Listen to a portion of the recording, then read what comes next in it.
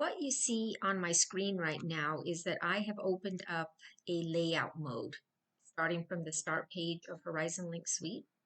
And the reason that I thought it was quite important that I go ahead and make this short video for you is because, as you can see, I've got a bunch of stuff here on the screen. And my initial uh, thought was that it would be a really good thing for me to just start plopping some of the designs that we have all been making of the square quilting designs and starting to put them here in the layout mode. And as you remember, the layout mode is going to be able to allow for us to have 3 pieces of paper wide by 3 pieces of paper high, which basically is about 33 inches tall and what's that? Let's see, 8.5. So about 25 inches wide by about 33 inches tall. And as we all know, the sewing machine cover that we're designing is about that same dimension. I think our dimension was 24 wide by 32.5 tall. So basically about the same amount of space is represented here with these pieces of paper. And as you can see, I've got quite a hodgepodge here. So what I first of all want to talk about is that every one of these designs is basically almost maximizing the size of the ASQ 22 hoop. So that's how we were designing our designs. But when I started opening them up and actually putting them together here, and this is just an example of the designs, it's not my completed layout by any means. I could see that the designs are actually too big. And so I'm going to show you another layout in a couple of minutes here where I actually have reduced the size of the designs. And you're going to see that it's going to be a more pleasing proportion. In addition to that, I just want to also draw your attention to the border down here along the bottom and front edge of the layout. I'm going to go ahead and zoom in on this a little bit and talk about that just a little bit. So these are the designs that we worked really hard on the other day in class putting together, and we kind of had tossed around the idea of using them as a border. And anyway, I went ahead and inserted them here, and I've decided for myself that it's just too busy. The designs are just a little bit too fussy for what I want, and so I'm not going to be using these designs on my own cover. You might like them just fine. I think maybe if these were flipped in the other direction, maybe that would help.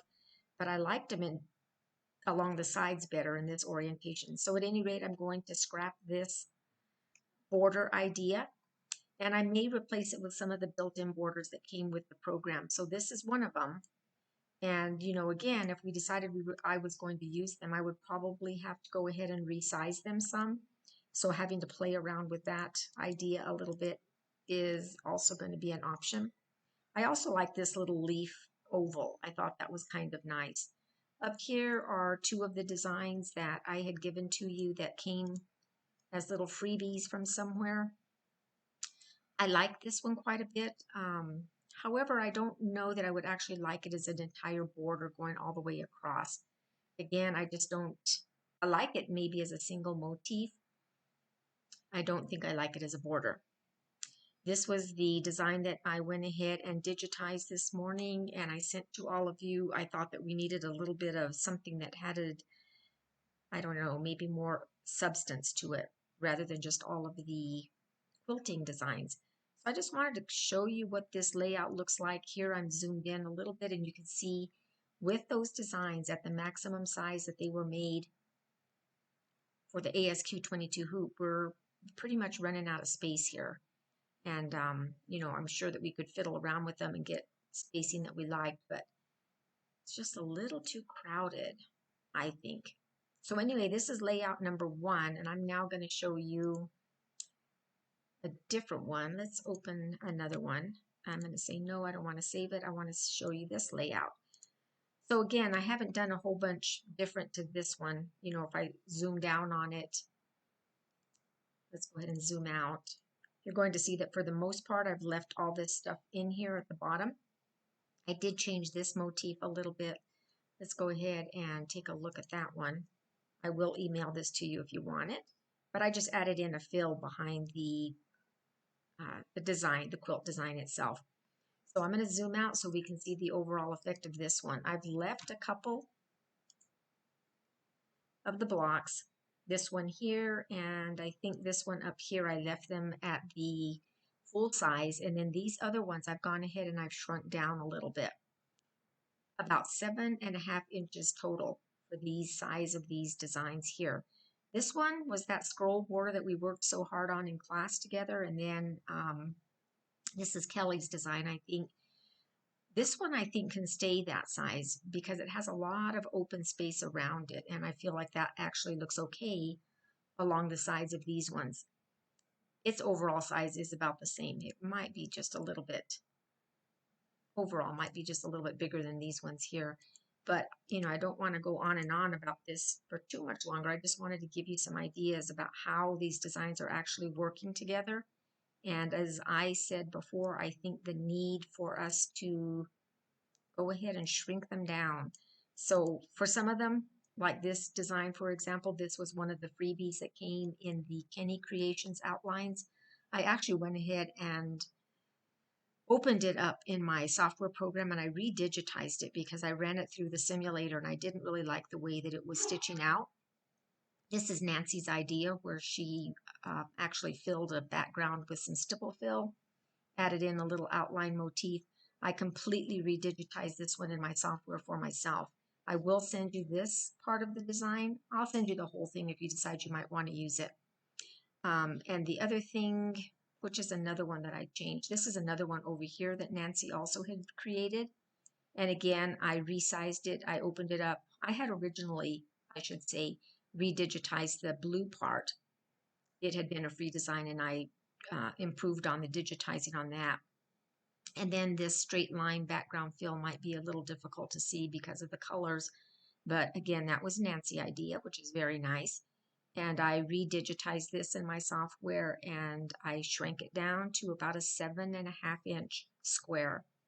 One of the other ones I wanted you to take a look at before I zoom out of here. Oh goodness, maybe what I'll do is I'll have you look at them over here. This is one of the designs. I've actually made a new folder of 7.5 inch designs. And here are some of the ones that I've worked on. This is that free corner. This one is one of the ones that Terry worked on, and I shrank that down a little bit. Another one that I wanted you to draw attention to actually is, I'm sure I had saved it in here. Let's see. Maybe I haven't saved it yet. Oh boy. I'm going to have to get a start page and start all over. Don't need to save my changes. It was in here. Let's see if I can find that design I'm looking for. What I wanted to just mention to you actually was that machine covers, 7.5 inches. Let's see if I can find it here. Gosh. Well, anyway, it's the design where we had worked in the AccuStitch program and we had done some of the borders. I did change some of those also. I want to find the one that we did the little scroll on. Seems like it's not here. Ah, there it is. So I did redigitize this and I made it smaller. And I went ahead and I plopped it into the original little black border that we had used. Let's zoom in so we can look at it. I thought this one was going to have to be resized. We had used 15 of these little oval shapes to create the border. And 15 is about the size that we actually need for the shrunk down design also. Let me just make sure I've got the square 22. I do. So anyway, if you save this border as a separate border, it is still going to work just fine. But you might want to think about what you're going to put in the center of them and resize them. All right, so I just wanted to show you those couple of different things, and this border over here is one that I made, and this time when I created it, I also shrank that down. Let me see if I can remember exactly what I did. I think it was 7. Actually, I don't even remember what number it is. It's number 8. So when I made this border, the length was, okay, 191 millimeters. Under the advanced setting, I took down this pattern width all the way down to about 70% to make it narrower. And let's close, and we could see the difference here. Let's see if that was about right. Yeah, it was about 70% smaller. Actually, this one might be 75 and this one might be 70. So, you know, if you do make some borders like this over in AccuStitch, you are probably going to want to shrink them down. I did have a bigger one at one time and I thought it was just a little bit too wide. Let's see if I can even find that design. I think it was this one here. Yeah. So this overall design, now that I've popped it in here, let's go ahead and change this to a different color quickly. Color, let's change it into vermilion. So it really shows up. See the difference in the size here of this border? You know, this one I left it pretty much at the original size for the width, and this one here I did shrink it down, you know, to like 70 or 75%. And I like the daintier, narrower one. I think that will work better with our project. So again, just a quick video to just show you some of the designs and how they're looking together in the layout mode, and also the need for us to all be consistent. Let's make our blocks no bigger than 7.5 inches. 7.5 inches is about, well, let's see, let's get rid of this thing. About 191, 192 millimeters if you're working in the metric system on some of these programs. Okay, that's it for now.